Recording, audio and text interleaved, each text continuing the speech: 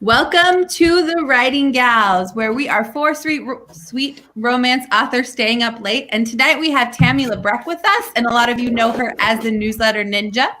And so we're very excited that she decided to join us this late evening and tell us everything she knows about newsletters so we can all learn from her. But first, we're going to talk about what we're doing. And let's start with Judy. Let us know what you're doing. We just finished the Writing Gals book that we've been working on. So that's what I've been doing a little bit of lately.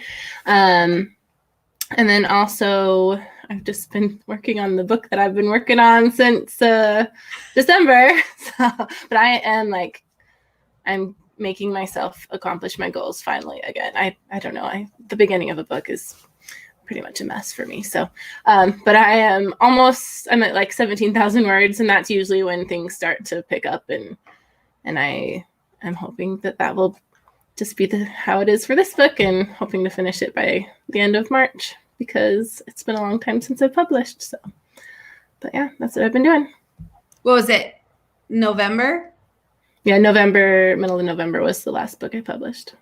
And this is the next book in that series. Yeah. Cool. Yep. So I'm going slow. That's just how I do it. Well, you did have some like major holidays in there, and then the Writing Gals book, and then your anniversary. So hopefully things will start picking up. Yeah. What about you, Victorine? What are you up to? I am super excited because I just finished my last Rockford High YA book, and it is coming out probably, I'm guessing, in maybe 3 or 4 days. I mean, it's at the editor's right now, and as soon as she gets it back to me, I'm ready to go. So I will put it up and make it live and shout it out. So super excited about that. And then I'm starting a brand new one. It's an arranged marriage, but modern day, and it is so fun. I've already written the first page and a half, and I'm so excited about it. So let's hope that enthusiasm goes through the I know, exactly. I always get this way at the beginning, and then in the middle I'm like, I hate this book. Perfect. What about you, Michelle? Do you have time? Oh, yeah. Okay. Okay. So I'm really excited because I'm past the midway point on my book today. And so I'm getting that fun downhill part, which in romance is always where all the best things are happening. So I'm really excited and having fun. I'm late on my deadline due to some irresponsible choices with my time lately, but I'm doing better with that. And I'm hoping to get this published the first week of March. So I'm going to have to write a lot of words in the next few days, but I'm going to make that happen. I also got a massage today that my husband got me for Valentine's Day, and it was amazing. And so this is just a shout out to all you writers out there. Take care of yourselves, because when she was working on my neck and my back and my shoulders and this area right here across like my collarbone area, that's where you can tell what I do for a living. And the relief. So anyways, take care of yourselves out there, everybody. When I've gotten a massage, and I don't even think about it, but she massages my arms and like down here, and she's like, you are super tight in this area. Yeah. And I was like, when I get a massage, I'm like, do my shoulders, but I don't even think about my arms and my wrists and stuff. Well, she also massaged my hands, which, is always nice when you get like a manicure or something like that. But it's amazing. And what we all think like our back and our shoulders are hurting, but she says that our muscles are like a pulley system, and we put a lot more tension on the front area of those muscle groups than we realize. Because if we're always forward, then they're tenser, which then makes your back muscles. Yeah. Yeah.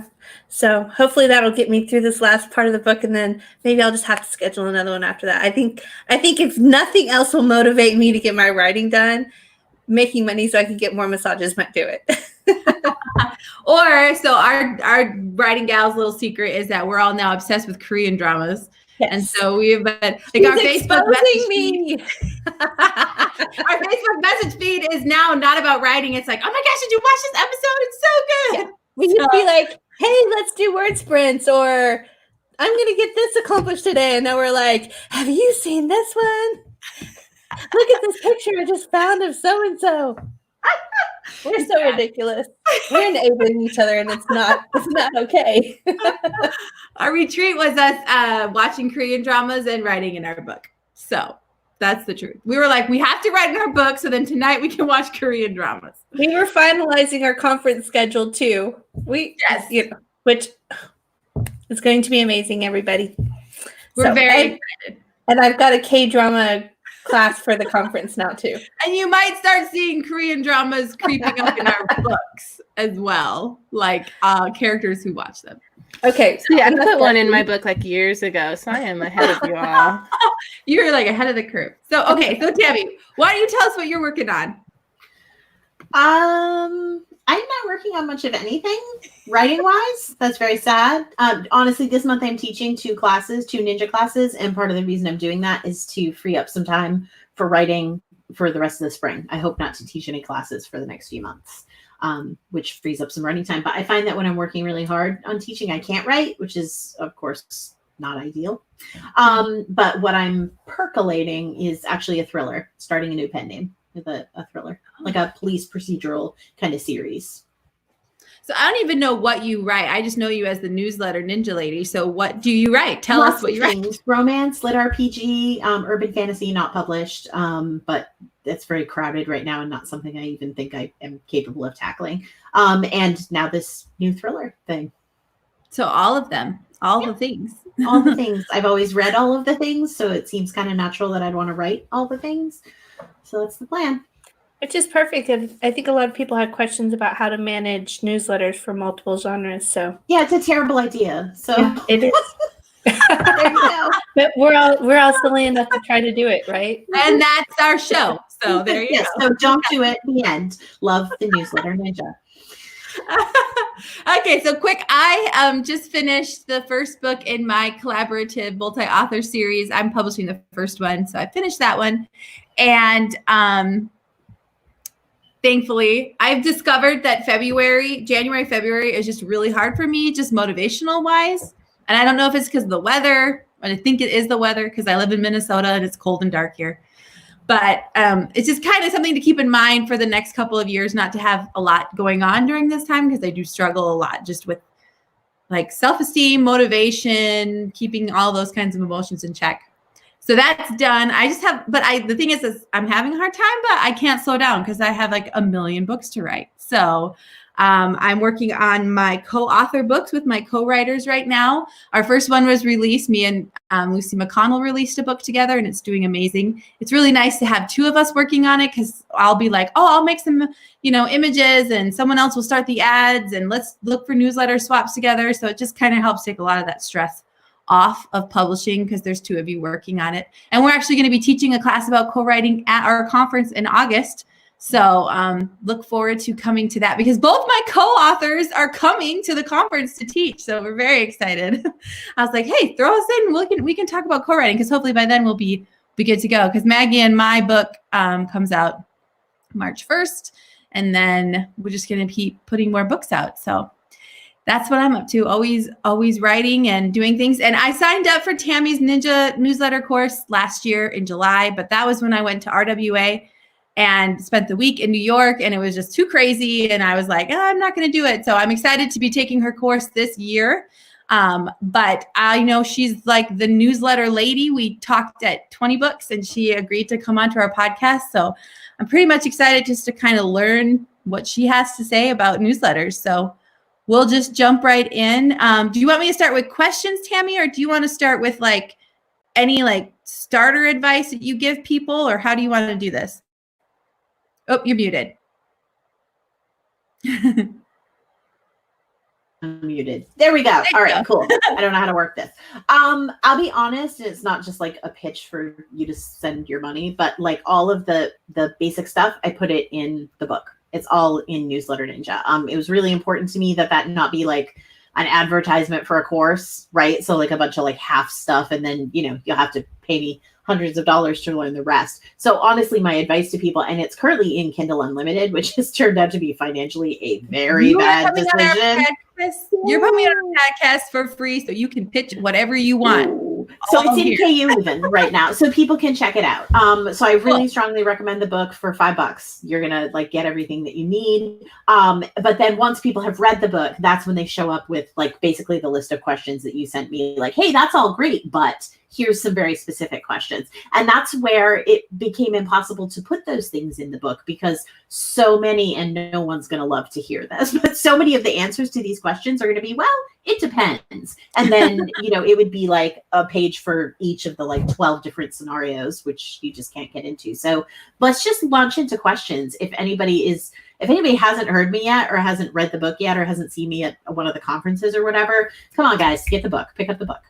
A lot of the comments that in our group, I think we had almost 60 comments. It was crazy. This is not even, I was kind of filtering out the ones, but most of them said, oh, I've just finished reading her book, or I'm in the process of reading her book. So it's definitely a very much read book. So we're excited to hear like the extension beyond that book. Excellent. So we'll start with what Inez said. She basically gave like every question that anyone asks. So we'll just start there. So let's start with email subject lines. What is your advice for those? Okay, so it's advice that is going to make you go, well, that's not remotely helpful. The best email subject lines, of course, are the ones that make your people really, really want to open the email that you sent them. That's one of the situations where it comes down to being pretty individual. And the only way to really find out is to test it. There are some basic guidelines. I do go through them in the book. You want them to be short, because a lot of people read on their phone, so they don't have a lot of room to see a big, long subject line. You want them to be engaging, something that will make people say, oh, like an interesting question, or some kind of like funny kind of people love puns. They're crazy about puns for whatever reason. There are like kind of ninja tricks, if you will, clickbait things, which are clickbait because they work. Numbers works, roundups work, polls work. So anything that makes people want to open an email. This is where you kind of put yourself in the shoes of your reader, of the person, the subscriber. Then you say, you know, I get 100 billion emails a day. What's one that would make me stop and think, that doesn't sound just like everybody else's, that actually sounds like something I'd be interested in? And then what you do is you split tests. A lot of the providers actually make it very easy to split test. You could basically say, take this email and split test 2 subject lines and just put in 2 subject lines. Or with some, you may have to kind of jerry-rig it by actually sending to 2 segments of your list 2 separate emails and giving them separate subject lines. You got to do it the hard way. But either way, if you split test them, then what you'll find is that over time, you will see what the trends look like. My people don't respond very well to that particular kind of clickbait thing. That's not what they like, but they really love it when I ask them a specific sort of question, or when I offer them a certain kind of thing. And that's basically it. It's really a test it kind of situation. You have to test it and make your own decisions. Interesting. I have a PA who writes my email lines, and I don't know, she's just amazing at them. I'm like, I would not even come up with real facility for it. Brutally honest, I don't. I fumble around. I do split tests, and some of them get like a 2% open rate. And I'm like, okay, well, clearly that was a bad choice. I'll go with this one. Like, I'm not always great at it. When I am great at it, I'm always really impressed with myself. Like, yeah, I really nailed that. But over time, you do get a sense of it. Like, I know exactly the kind of, like, for my steamy romance pen name, she writes billionaire nonsense. And like, I know the exact kind of sassy, provocative kind of thing that they want to hear. And so I can usually nail it with them pretty well. Mm-hmm. Mm-hmm. Yeah. It's definitely a talent. And I think people who write 50, 60, 70,000 word books struggle with that kind of talent to condense something into one sentence.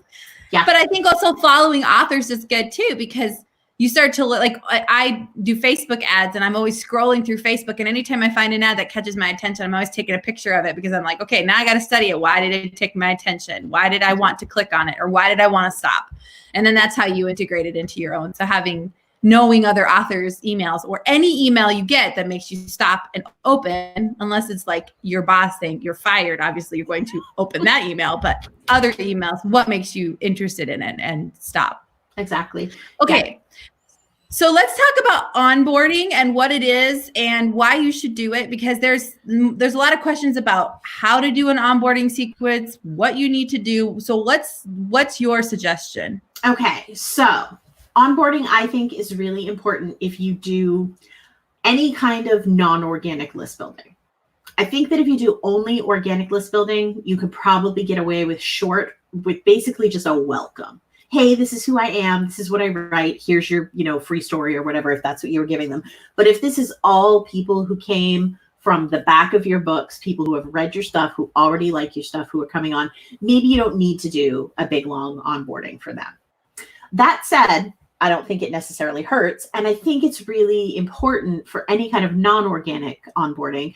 Anne-Marie, you saw my presentation at 20 books. Basically, the people that you're bringing on that you bribed onto your list from like Prolific Works or, a book funnels bundle with some other authors or whatever, they don't know you from Adam. They have no idea who you are. And so you need to introduce yourself. And for me, that's what the onboarding does. It tells them who you are and what to expect from your list, which is pretty important.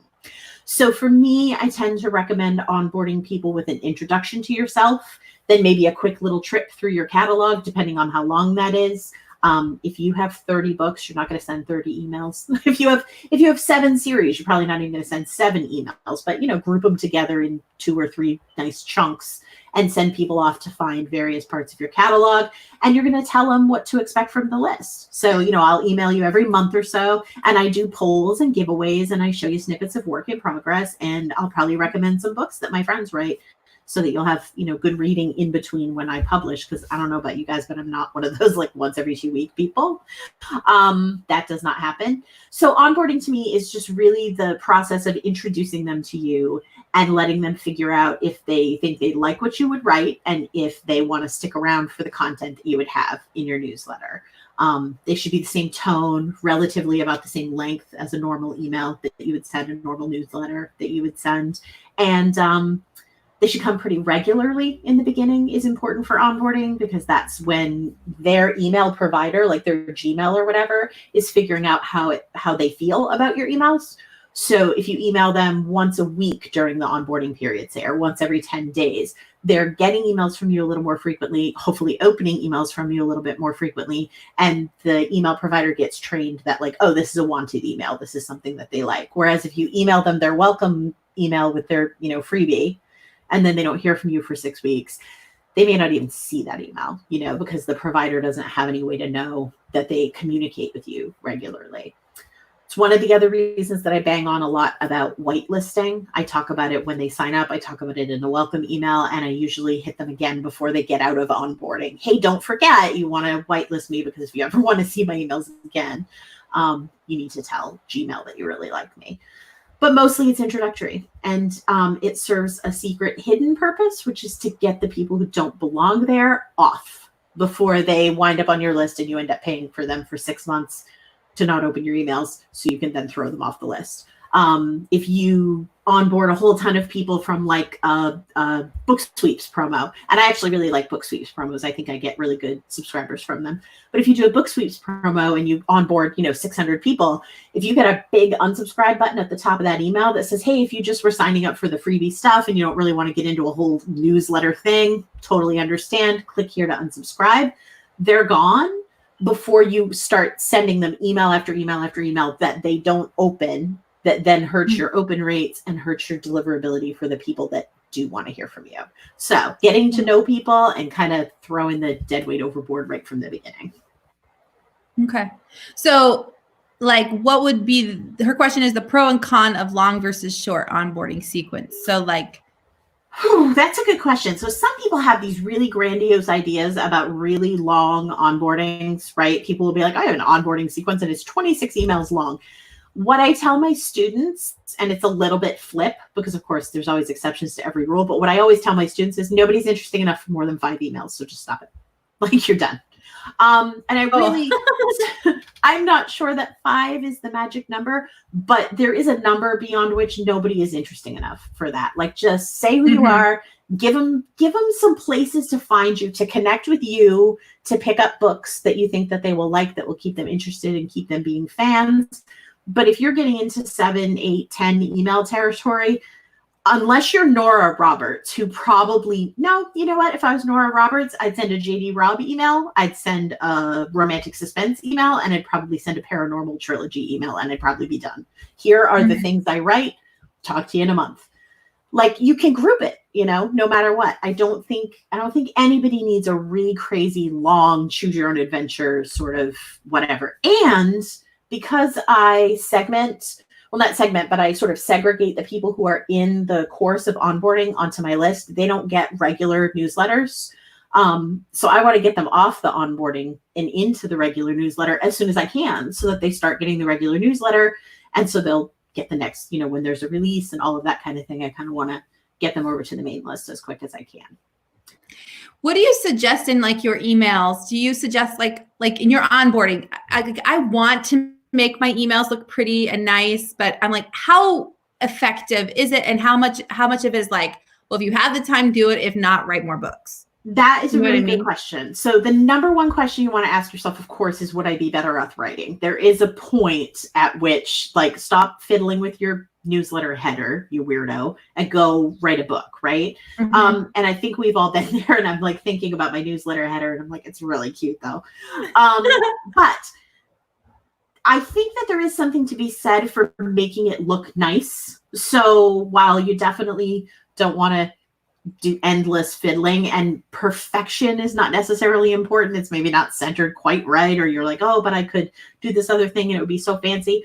But I do think that it's worth making it look nice, only because then your newsletter is kind of an experience for people. It shows up, it's got a cute graphic, and maybe you got a book cover in it, and maybe your signature has a little, it's an image and it's your name in cursive, or something. Maybe you just got some kind of cute, so that the way to me that I always think of it is like if you were to get one in the mail, like just some nice piece of mail from somebody that would be kind of, have a nice graphic design to it.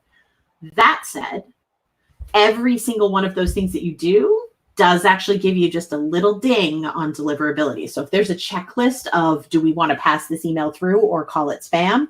Those things count. And so you kind of got to keep that in check. You don't want to have 100 different cute gewgaws, is that how you say that? And a bunch of animated GIFs, and you got to go easy on the exclamation points. There's a whole bunch of rules. So I just try to make it very clean, one very attractive header at the top. If I'm releasing a book, I'm including a book cover. Sorry, I don't care if you like it, Gmail. And you just weigh the benefits. The thing that you do is that in your other areas where you could be careful about getting filtered or getting flagged, you're very careful about those things. You don't use the words that tend to trigger the spam filters. There's a whole list of those in the Newsletter Ninja book. There's a link at the back actually to a page on my website that has a bunch of cool links. You don't want to use the words that trigger spam filters, and you don't want to use too many images beyond the ones that you've just decided, so that it doesn't look like just a plain text email. But I do also know several people who send out emails, and when they resend to non-opens, they strip those down to plain text, and they have very good results with that.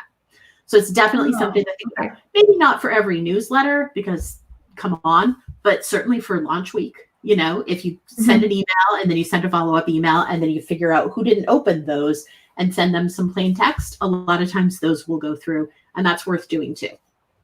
So like a lot of people I've seen will do like every image they make clickable, and they have like, even if they just mention the name of the book, it's clickable, and then there's a click here button. Like, does that trigger spam? Would you say don't make everything clickable, or would you say make everything clickable? I think it's important to make images clickable, because people just kind of are trained to think that they will be. So if you have a book cover, make it go somewhere where they can read more or buy the book. One good way that you can avoid tripping the filters too much is, instead of sending them to Amazon, to send them, say, to your website. But that, of course, adds some work. It either means that they get to your website and then they have to click to get to the sale, or it means that you have to set up redirects so that if you direct them to your website, it then directs them out to Amazon.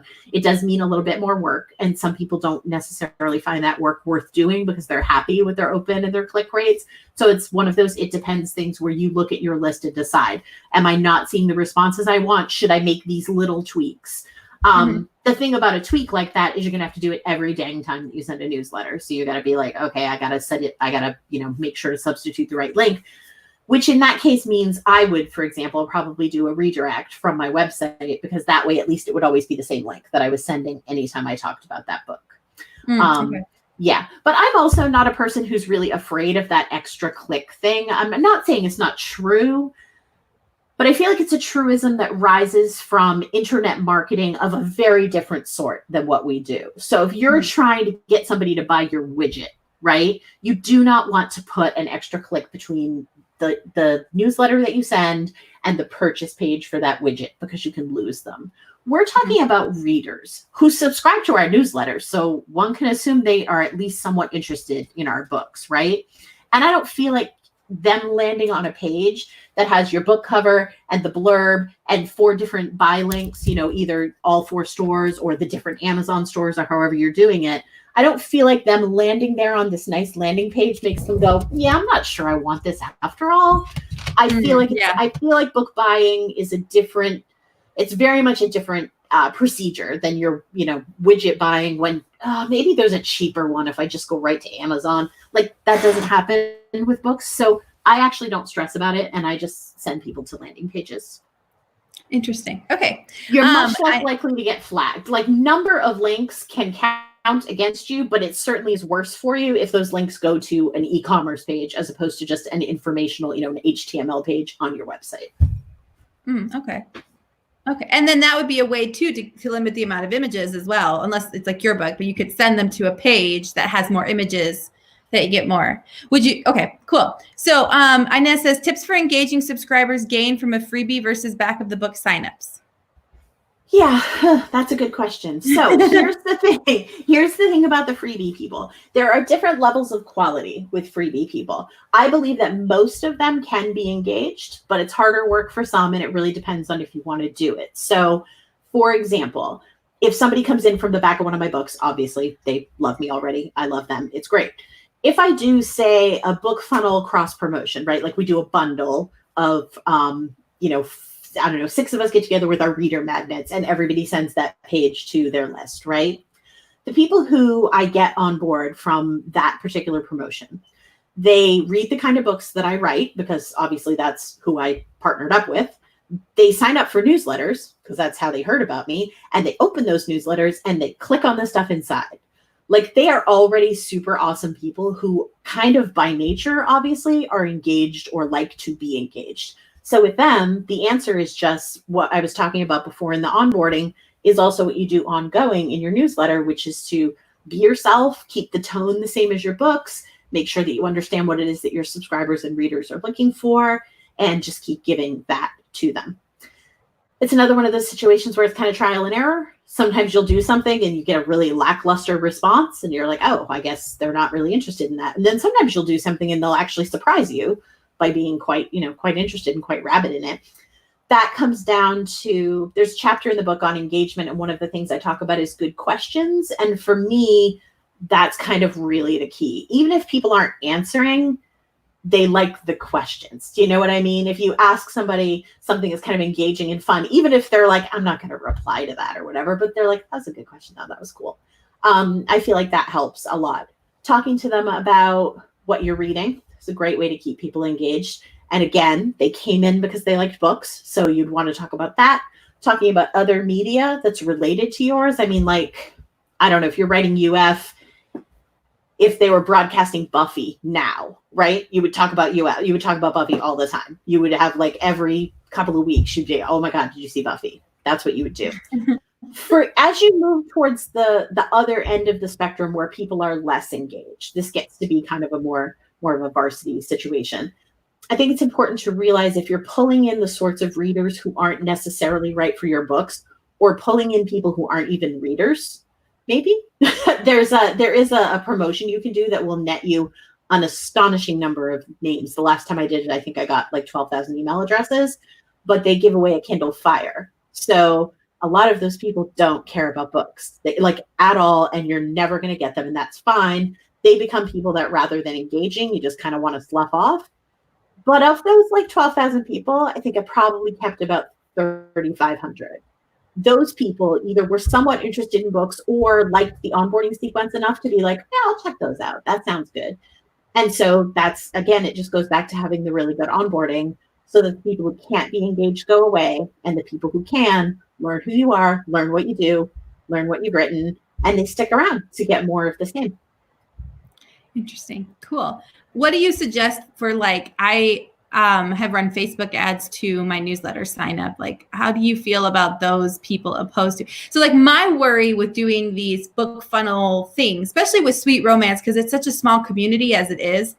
If I share Victory and Judy and Michelle's freebies with my newsletter, then they all become her newsletter. So now their newsletter swaps is less powerful for me, but we're just kind of sharing readers and not so much going out and finding new readers to bring in to the genre. So what are your suggestions with people who would want to go out beyond where we are, and what's available in terms of a swap group, that sort of thing? I think that Facebook would be great. I'm just going to move my microphone because I got a drink. I think that Facebook is actually a great way to do that.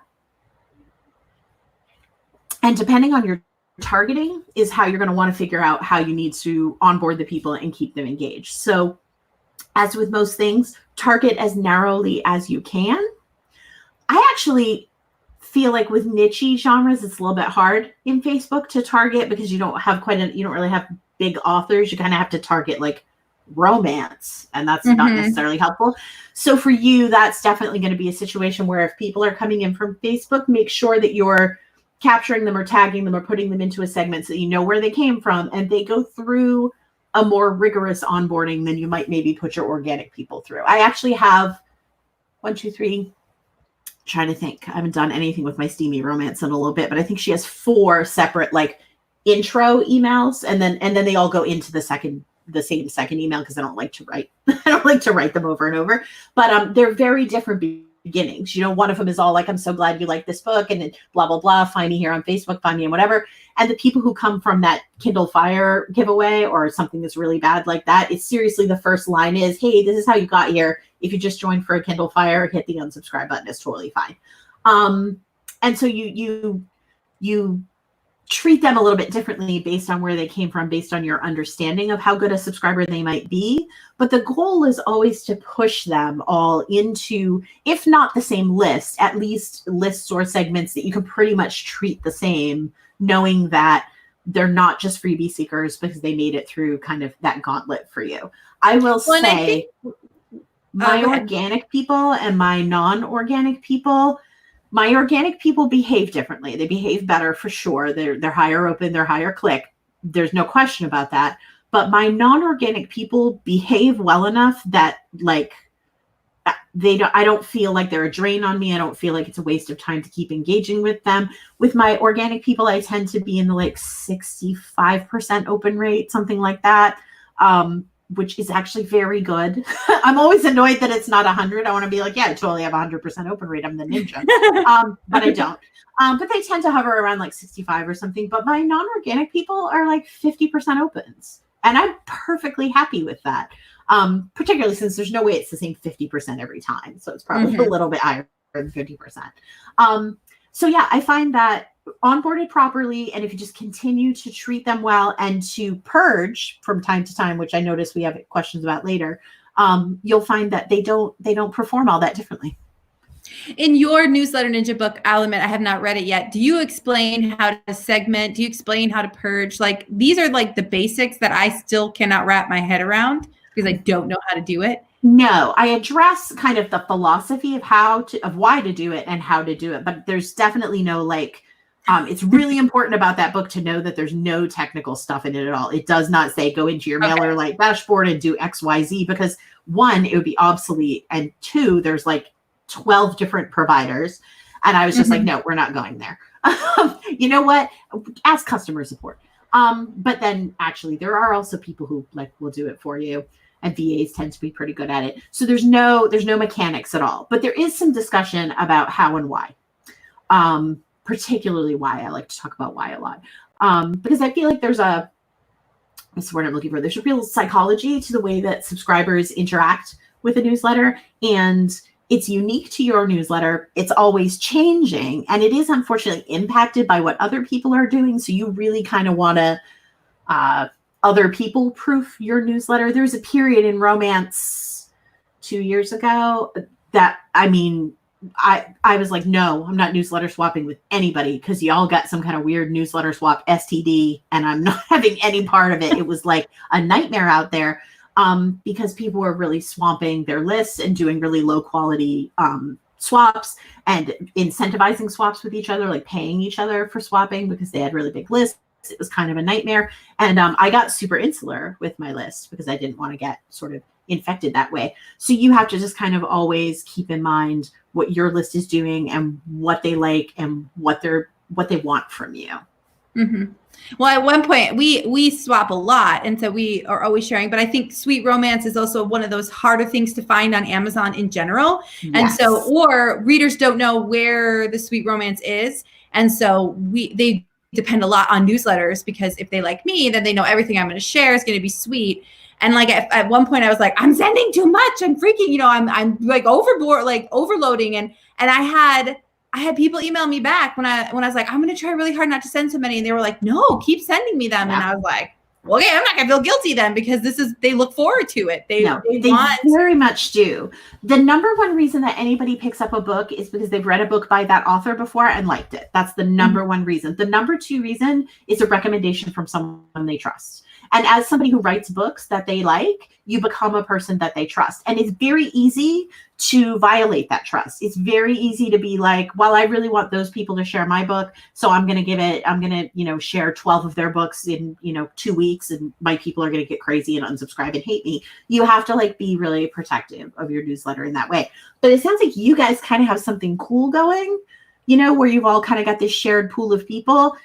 It does mean that if you send to your list and then you're like, hey, Victorine, send to your list, you get a big whump of nothing because they already heard because they're all on your list. Yep. So I definitely get what you mean by that. And that's why you all want to be doing really smart stuff to bring people into your list so that when you periodically do this swapping, you're continuing to cross-populate. You'll also see that transfer to Amazon. I bet you already have, especially with such a small category, because you'll all be up in each other's also bots all the time, which is great because it means that other people who don't belong there can't kind of break into those also bots, which you might want to be a little protective of.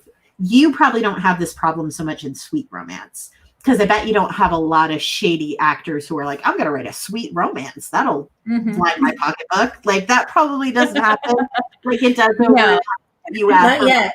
Okay. Well, and I don't know that they'll ever make the jump because there are some genres that it's actually kind of hard to do that. I know that there was kind of some shady business moving into the cozy genre and it just didn't work out. And it's because I think you can't really fake that very well. Like there's really strong expectations there and you can't just wing it.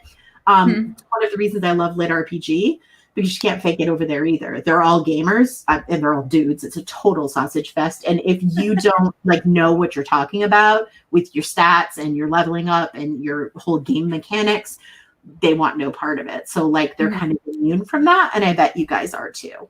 Historical sweet romance has a few issues. Oh no, I'm sorry to hear it. I hope they disappear. But I think they've been in that space for a while. And I think it's I don't know. It's not nearly the same thing in contemporary. I have a friend who writes Regencies, and she will very often send me a message and be like, here's this thing I just read in this Regency that's number 3 in the category, and it's absurd. Yeah, it's not. Yeah, that's the thing. It's just people putting prom dresses on people and throwing a few carriages and cravats in there and calling it historical. Yeah, you got a cravat? It's got to be, it's fine. Yeah. So that's the thing, is that with your kind of tight-knit kind of newsletter swapping community that you've got, you'll be sure that you're not, I don't want to say not letting in, like we're not the gatekeepers. People can read what they like and like what they like, but you kind of want to make sure that you're continuing to recommend each other and make sure that you're continuing to provide your readers with recommendations of books that they're really going to love. They're going to continue to buy yours. They're going to continue to love the genre. They're not going to get like fed up with it and be like, I don't really read that anymore because there wasn't anything good anymore. And that can really happen. Mm-hmm. It's a little outside the scope of newsletters, but no, I love it. I love danger. when people tell us that we're where we need to be and it's going to be great and we're going to make money forever. So I will listen to that all day long. If each of you is just bringing in a handful of new people every week or even every month, that very slowly means that you all increase the pool that all of you are drawing from. And as long as you don't, like decide to hate each other, you're good to go. So don't do that. We'll try not to. Okay. So how long before you clean your list of unengaged subs? It depends. But if you're sending like about every month, which is generally what I recommend for both for engagement and kind of for technical reasons, because it'll help you to keep up your reputation and your deliverability if you keep it to around 30 days or even less. If you're sending every month or so, I would do it twice a year. It does not take that long. I actually have an automation set up for it so that it just says, like, I noticed you haven't been opening. There's one of those emails. Because that gives them an opportunity to click on something. If you have actually been opening the emails and my robots are wrong, just click here. And that way I won't, keep asking you this. Then they get tagged and they'll never get that email from me again. Even if they did actually stop opening, I guess I'm just going to carry them forever. It's fine. There's only a handful of them. Because nobody wants to get asked every 6 months, like, do you still like me? Are you sure you still like me? So, but I always say, if you are actually opening, just click this button and that way that will register. It's very unusual for a click not to register. There are some very rare occasions where people get plain text emails. And if they just copy and paste the link, and like that can be a big problem. But we can't worry ourselves about things that happen like 1 in every 5,000 subscribers. So they click the link. And then the second email says, it looks like you're definitely not opening. I'm going to go ahead and I'm going to unsubscribe you. If you just want to know when I have a new book, follow me on Amazon or follow me on BookBub. I always give them that like kind of, lifeline to me as they're on the way out. Or you can always resubscribe by going here and give them a link.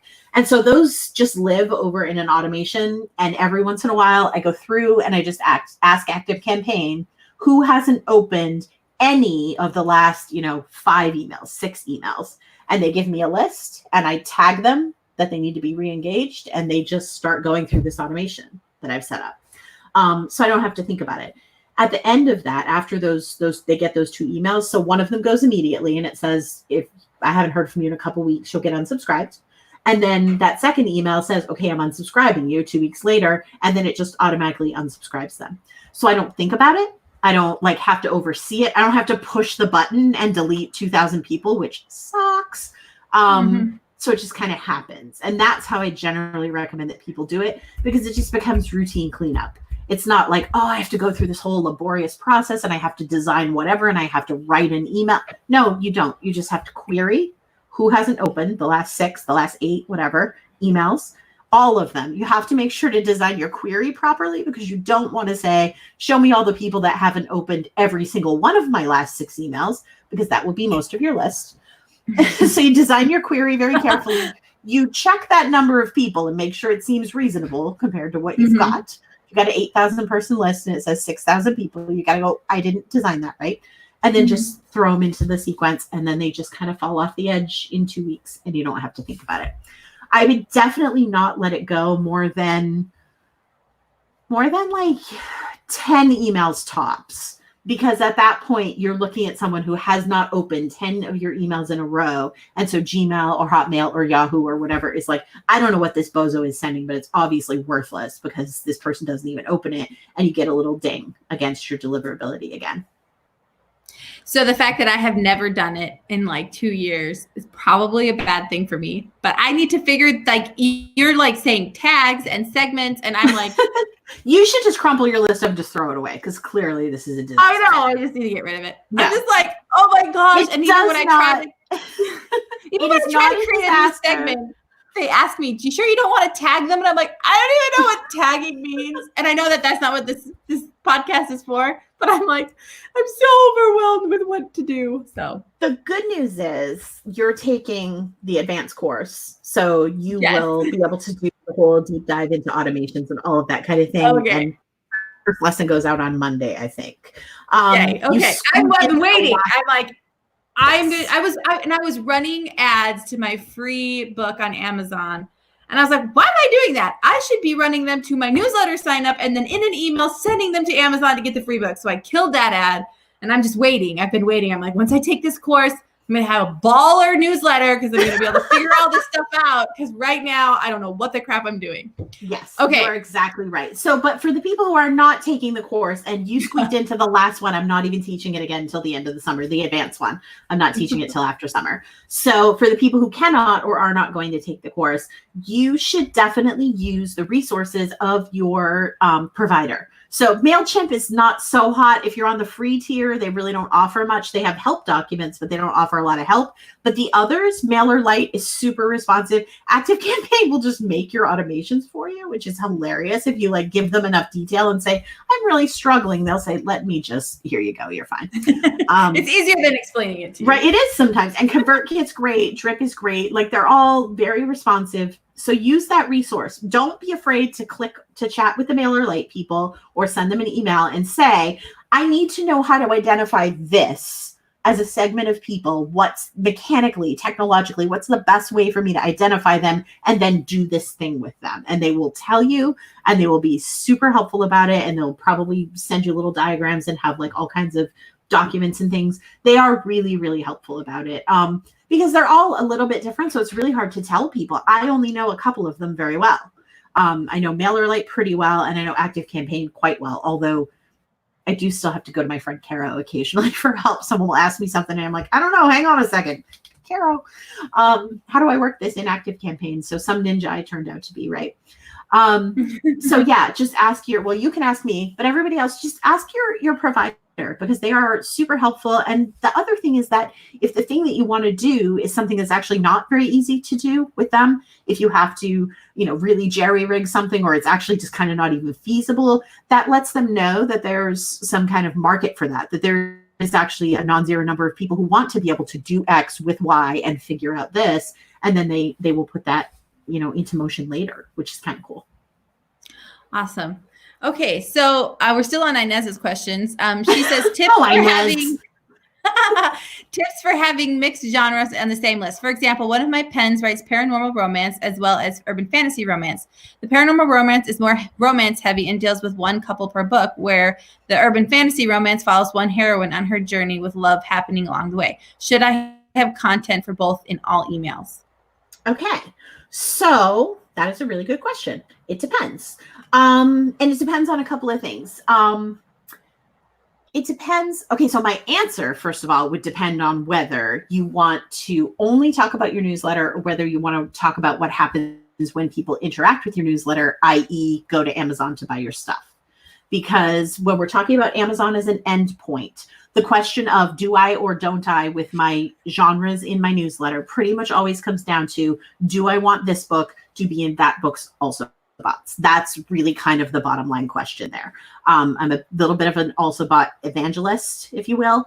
And I think that it's really important. I've seen really good launches die by just being like pimped out to the wrong people and getting populated with the wrong also bots, so that Amazon does not know who actually wants this book. I've seen very good books die on the vine that way.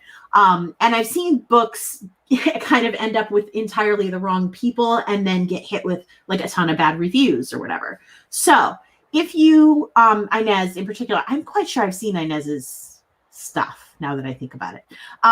If you don't have any problem with on Amazon with your PNR and your UFR being mingled, and to me, as a longtime reader, those two things I think actually dovetail pretty well, and I can't see any reason why you'd want to keep them apart, then I would include them both in every email if I had stuff to say about them both. If you were working on them both at the same time, or if you had a cover reveal for one, because one is, but you're still working on the, like, you want to send a snippet of work in progress for the other, absolutely. If you're only working on the UF for several months, and then the next email you send is like, hey, we're not doing that for a little bit, we're doing PNR, that would totally be fine.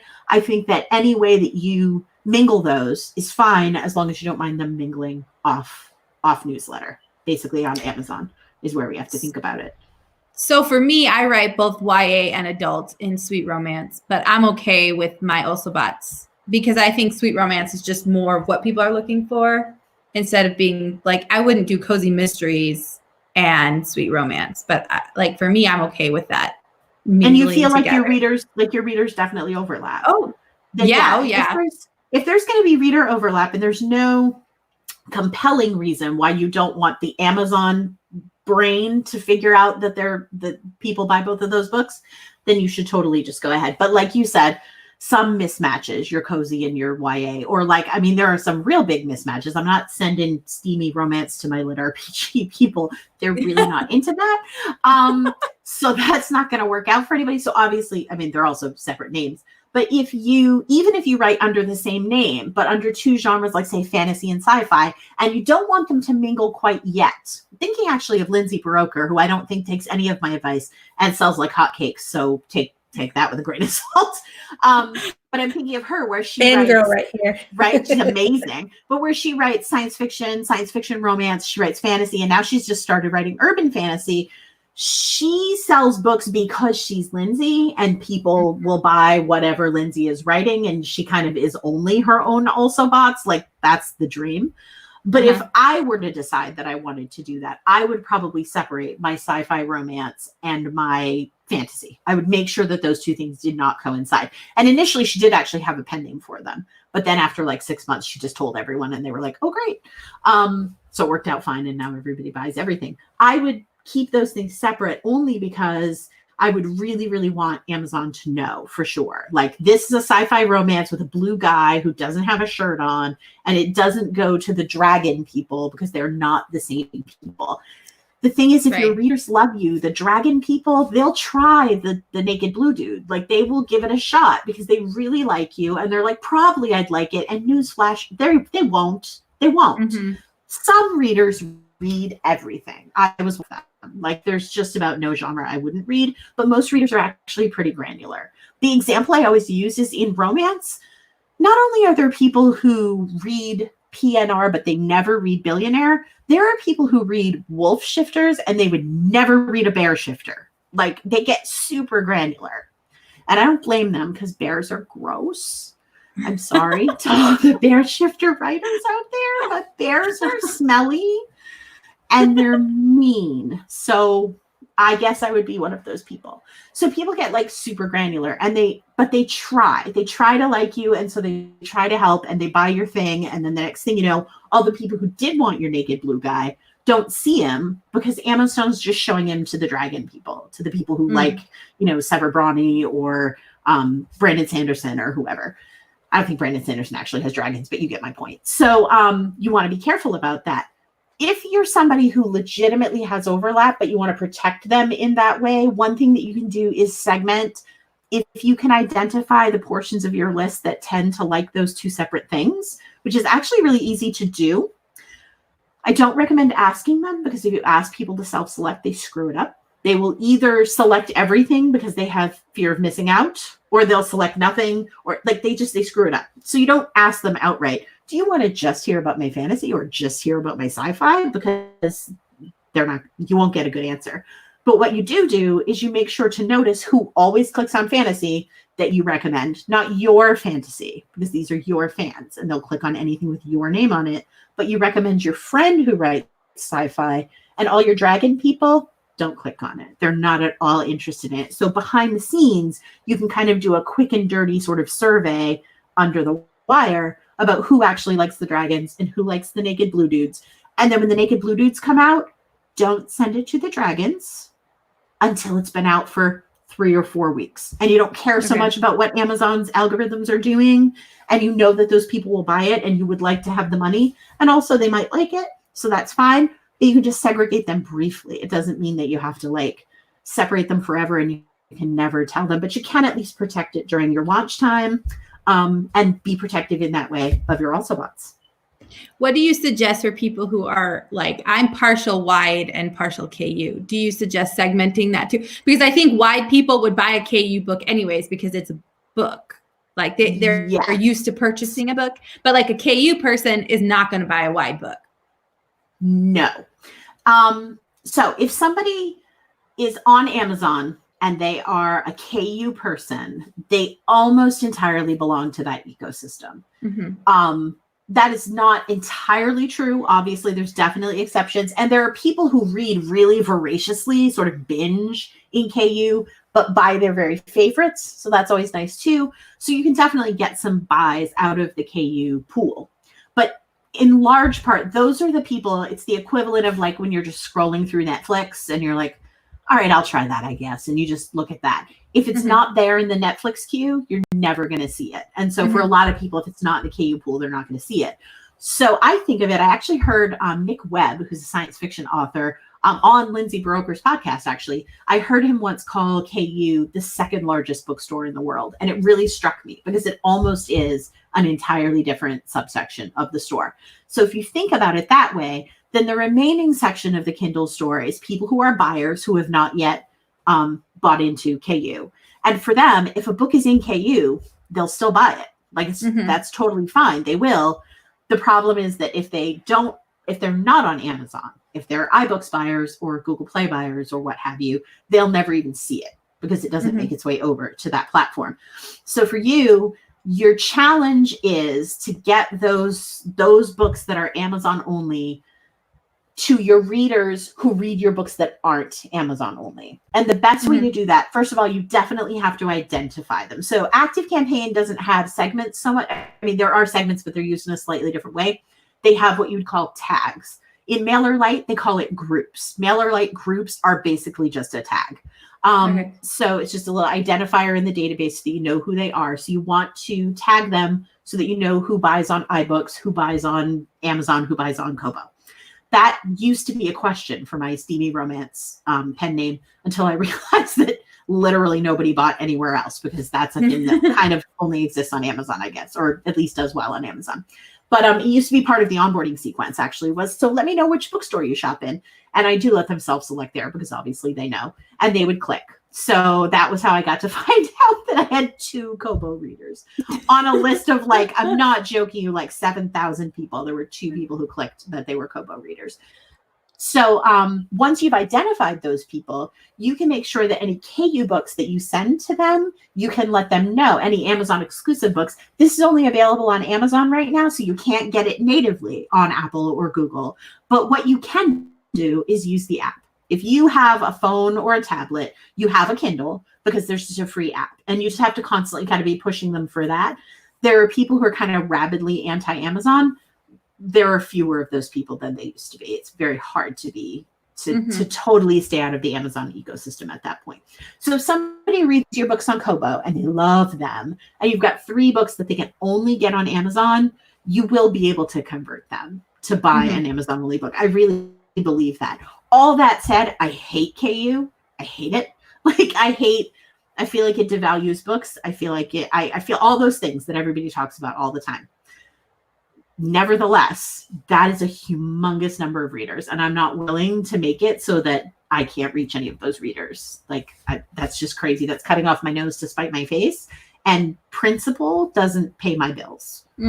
So neither does my steamy romance pen name, for that matter, but it definitely does not pay the bills. So if you can find a way to straddle that, you can definitely convert people. Just make sure that they're identified on your newsletter. And that's another reason, not to harp on it, why you've got to get people on your newsletter instead of in your Facebook group or on your Insta or whatever. They need to be on your newsletter so that you have access to them and you can have them do things like click to tell me where you shop, because then you know something about them and you've got their email address and you know where it is that they prefer to shop and you can target them properly. Whereas if they're in your Facebook group, they may or may not see a post about it. They may or may not reply to tell you where they shop. Are you going to write that down on a piece of paper? Like, that's crazy. Just ask them in the newsletter, get the little tag in the database, and from there on out, you can just parse them out when you need to push something in their direction. And then when you release things on iBooks or whatever, if you pulse in and out of KU, which some people do, then you get to tell them, hey, this isn't exclusive for right now. You can pick it up now. Or, hey, guys, I'm putting this book exclusive to Amazon for 3 months. So if you want to get it, you need to do it before next Friday when it goes to Amazon. You won't be able to get it anymore. And you can be constantly letting them know what the situation is with those books. Awesome. Okay, so that's a tough Jake, row to hoe, partly wide and partly not wide. That's a tough one. Yeah. Well, and I have so many books out that I was like, I'm going to take a series that has less sales and I'm going to bring it over wide, and I'm going to try it out and see, because I still make bulk of my money from KU, but I'm trying to test waters in both areas. So, I'm always shaking things up. One thing that's really smart, I think, for authors, because the one thing we can definitely say for KU is it's going to change. Something's going to change. It always does. There's always a shift. There's always something. And there's always a moment at which a bunch of people go, that's it, I'm leaving. And mostly they don't, which I also totally understand. But if the day ever comes that something happens and we literally all go, this is BS and I am not doing this anymore. Those of us who already know how to format and upload and sell a book on another platform are going to be so much faster to pivot. And that really matters. Like, it really is going to make a big difference when everybody else is scrambling. Is like, how do you even put a book on Google? I mean, most of us will be like, I still don't know, man. But like, I don't sell on Google Play because I have no clue how that even works. You guys, I sold one book on Google Play so far this year. I mean, it's the middle of February. One book. Yeah. It's not lucrative out there. There's a reason that everybody's in KU. But if the day ever comes that we all have to pivot out, those of us who've at least experimented with it will have that comfort level and will be able to get moving a lot faster. Mm-hmm. And I think that that's important. Yeah. And that's kind of where I'm at too. I wouldn't recommend it for anybody that doesn't have like 30 books out like I do. Well, that's the thing. When you get to the place, like, I'm building my catalog and now, you know what? I can take my oldest series and I can live if it doesn't make anything. And then you throw it wide and see what happens. And surprise, it doesn't make anything. But that doesn't mean that down the road something won't happen. And there are other benefits to being wide besides selling like 10 bazillion books. I have a former coworker of mine who sold a book to a screenwriter. The screenwriter sold, like, it got optioned, which is nothing that happens all the time with options. But the pilot has actually just been sold to NBC Universal. And this is from somebody seeing it because they read it on Apple. So like somebody, and they were like, oh, I need to get in touch with these people. I actually think I could adapt this and I could sell it. And it's been this crazy, like 3-year-long process, but they've just, like, an option is, you're like, oh, an option, really? But they have actually sold a pilot to NBC. That's amazing. That's so cool. And that is amazing. The Apple thing, like, there's a direct line there. And had they been in KU all the time, these are books actually that pulsed in and out of KU. Had they been on KU all the time, that would not have happened. So there are opportunities you don't know about. I just tend to go for the like next month opportunity of I'd like to have food in the house. And KU really delivers on that. Mm-hmm. So that's what I do. Yes. And when you run ads on KU books, they just sell more. It's easier. I'm learning it's very hard to sell wide. But it really is. The thing is that the KU books feel free to people. And so it's very, very easy to get somebody to take a chance on a KU book because they don't have anything to lose. Yeah. When I was telling my Christmas book I released was wide, and all my readers were like, this isn't in KU. And I'm like, no, I'm sorry. They're like, oh, I'm like, that is like $2. Okay, people, it's $2. But they just, that there's that like stopping point where, wait, no, I paid $9.99 a month. I should be able to read this for free. So it's definitely a journey. Okay, so really J. Kel asks, awesome. I'm reading her book as we speak. There you go. I guess I would like more info on onboarding sequence, which we talked about. What has she noticed to be the most effective? What kind of newsletters should those be? And how many before they're sent to the main list? Which you addressed. I feel like we covered most of that, right? Mm-hmm. Except for what newsletter provider do you prefer? Oh, the two top ranked that I saw in the most recent post that I saw about it were Active Campaign and MailerLite. And those do tend to be the ones that I recommend for people. Basically, we can posit that there's two types. There's the like cheap kind, and there's nothing wrong with that. And there's the like super complicated, I need 50 kinds of automations and a bunch of tagging, and I'm so special. That's me. And so over in the cheap side, you've basically got MailChimp and MailerLite. And then there are some others that people use that I'm really not familiar with, but they also don't have very good deliverability when you look at the rankings, stuff like Mad Mimi, and there's like an octopus one, and I don't even remember. So it tends to kind of come down to the Chimp or MailerLite. And then in the expensive realm, you've got Active Campaign, ConvertKit, Drip, all of which I've heard great things about. I love Active Campaign. My friends who have ConvertKit love it. I have a couple of friends who have Constant Contact. They love that. I have one friend on Drip who loves it. I opened the Drip dashboard, almost had a heart attack, and said, this is too hard. and I shut it and I went away. So that will tell you, I guess, what you need to know about drip. If you're the kind of person that likes the sound of that, it's probably good for you. But those are expensive. Like they're on the pricey end. I pay a lot for ActiveCampaign. So over here on the cheap side with MailChimp and MailerLite, I used to be kind of like, whatever. Then I don't know if everybody saw, but David Gaughran did a whole long post about why MailChimp had kind of pooped the bed. And so now I just recommend MailerLite to people. So if you're looking for something that's super affordable because you're bootstrapping it or you don't have a lot to devote to this particular part of your business right now, definitely look at MailerLite. It's free up to 1,000 subscribers. And then it's very reasonable after that. Like it goes up, the increments are small and it's reasonable.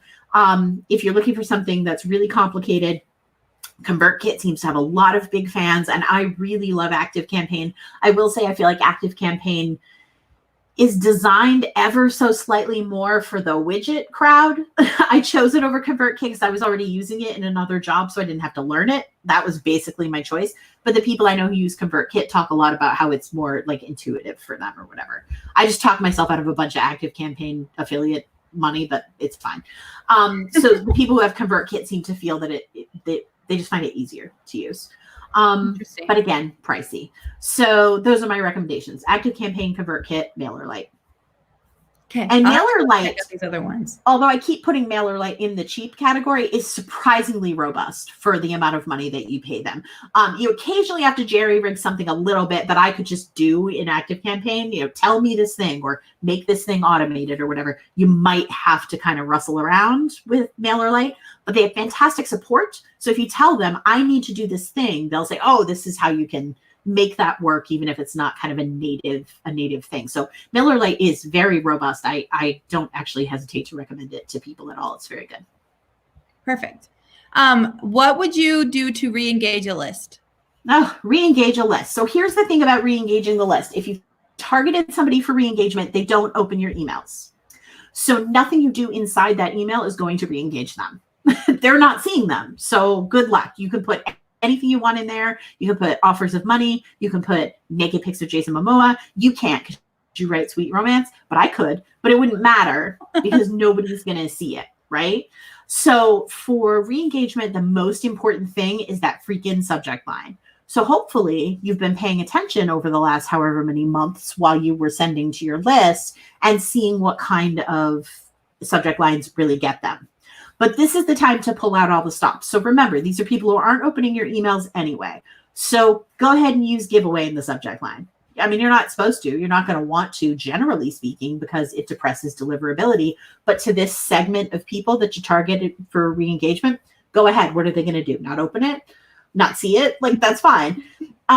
So you want to really kill with the subject line. It's got to be something that's going to make them want to open really, really bad. And then once they're inside, you have to give them something they cannot resist clicking. So for me, what I tend to do, this is actually one of my big ninja tricks, is I will give away something that is expensive and is not mine. Like not one of my own books, but say for my Steamy Romance pen name, one of my re-engagement bribes was a box set, the movie tie-in box set of the 50 Shades of Grey trilogy. So it was a box set and it had like some pictures from the movie and it came with a movie poster. And it was like, I don't know, $60 or some ridiculous amount of money like that, which is fine. That's not even half of what I paid for ActiveCampaign, honestly. So it's this like amazing bribe because chances are really good they don't have it and they do want it. So those are the two tricks. You have to get them to open the email and you have to get them to click on something. Now with the box set, it was a, what's the word? A sweepstakes, like a giveaway. So only one person got it. But you can bet a lot of people clicked on it to try and get it. Well, a lot of people of the amount of people who opened, which was not high. The important thing to remember when you start re-engaging is that those open rates just aren't going to be great. Moving them into the re-engagement segment for me, I kind of already say goodbye. I'm like, they're probably going because the reason that you've targeted them for re-engagement is that they're not opening. And they're not opening probably because they're not seeing you.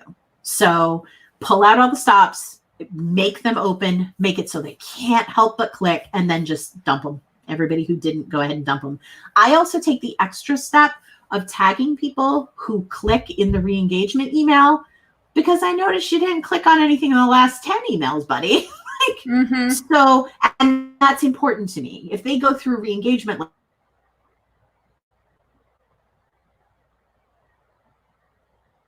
You know, she froze. It was so good too. Like, did I freeze? But then everyone else was moving, so like, oh, okay, I guess it's just her. So who wants to start like zoning her or being her brain? Channeling. Yeah, her channeling. brain. That's the word I'm looking for. Channeling her brain and letting us know. I'm just like blown away. I'm like, what am I gonna do? Yeah, I'm so happy I'm in her course because Yeah. tell me how to do all this stuff. yeah, I Yeah. downloaded her book. It was Me funny. too. I totally told need that. Agnes that her questions were going to be our podcast. Well, it didn't help that I have my own personal questions as well. I wonder if she knows that she froze. Oh, Oh, she no. popped off. She's She'll probably probably trying to pop get back on. Well, everybody, I hope you were just waiting on your tippy toes like we are. What is that? I cannot talk tonight. Okay, that's not my nuts. Bated breath. Waiting. Yes. Because you're putting Waiting all of bated your breath. words On into tenor your book. hooks for the historical people. For her to return. In the meantime, you just got to put up with us. Yes. Oh, so you guys all went and downloaded her book just now? Yeah. I've read it before, actually. I think I want to buy the paperback. Does she have it in paperback? I'm sure she does. Hey, I got to go get my computer cord. So you guys talk, and if she gets back on, I'm thinking most of these questions we've covered. So maybe have her plug her thing. Do we want to just do a part 2 or something, or because it's after they're all 10. pretty much this. I think they're all pretty much the same questions. And I think there's a lot of things that can be answered in her book, or if they take her course. But So I think we're okay ending since it's after 10 anyway. Yep. okay. All right. Well, thank you for joining. I'm just looking through our chat. Do we have anything? We had a couple of questions, but I'm not sure that We're qualified to answer. Oh, is there a link to Tammy's book? She did say she has a course opening up this summer, so we'll make sure she is in the Writing Gals and can post about it there. Yeah. And if you guys really liked having her on and you feel like there's more questions that you want us to ask, we can ask Tammy back on. And maybe a little bit after I take the course, and then her and I can, being somebody who knows nothing about newsletters. we're going to see Amy's improvement after the course, what she knows now. Right. How did she change? It'd be like a before and after picture. Look at how pretty and lame her newsletter was before, and look how awesome it is now. So make sure you guys are in our Facebook group. If you are not there, stay tuned for more information about our conference. Michelle is finalizing our schedule, and Victorine is getting a PayPal button so that we can start doing it. But set your calendars for the first weekend in August, right? Yeah. Yes. And My birthday is the next day after it ends, so it's going to be a party So we need to fly out there after just for my birthday. Yeah. Yes, I agree. This is good. She doesn't So need to go home to her family. She needs to celebrate it with us. That's right. so Tammy just emailed us and says she thinks her internet pooped its pants. So. Oh no. like MailChimp pooped the bed. I love that. I'm in MailChimp though. I'm like, maybe I need to move over, but I can barely figure out MailChimp. So now I'm like, now I'm going to go to MailerLite and have no clue what I'm doing. It's nice though. I'm on MailerLite. I love it. I'm trying out MailerLite with my ARC newsletter so I can get to know it and try it out and see if I want to move my other stuff over. Because my other stuff, I have all my templates created and I have all of my, my things. Everything's all set up and running. And it would be such a massive pain to move. Yes. And they don't have templates over on MailerLite, which if you only have just one, be like me and redo it. I know, Judy. You told Like me you can go back and reuse it from several, any newsletter you've ever sent. You can just choose that one. So you create a template from one of your old you already newsletters. did. Yeah. I just like having a completely blank canvas because I've had situations where I've tried to use an old email and I didn't get a link deleted, and so something would click over to the wrong book. Yeah. Well, that's Well, when you I can- delete other things and then just drag over the. You can just save one as a draft and use whatever you put in there. Use that as a template. I mean, it's not called a template, but it's just a one that you save as draft and don't ever publish it. I like a thing that I'm says, not deleting it because this does and not sound every time you open it, it's exactly what you want, and you put your stuff in it, and you're done. I just like it. I just do. So Michelle will never be converted. So you It takes a few more seconds to drag over a little thingy, and then you And know I don't it. even do it. That's what's funny is my PA does it. if you didn't do it, then you would have to, and you need your template. I'm so lame sometimes, but that's what it is. All right, awesome. Well, thanks for joining us. And Yes, stay thank you. great. And let us know in the group if you like Tammy. I really enjoyed listening to her about all of her philosophies. So if we want her back on talking, I'd love to have her back and make sure we'll pimp out her course when she has it again, and see if she wants to come back on. So anyways, In the meantime, read her book. we'll see you there. Don't forget to subscribe below so you know when we go live. Join our Facebook group at the Writing Gals on Facebook, and we will see you guys in 2 weeks at our next one. Good night. Night. Good night.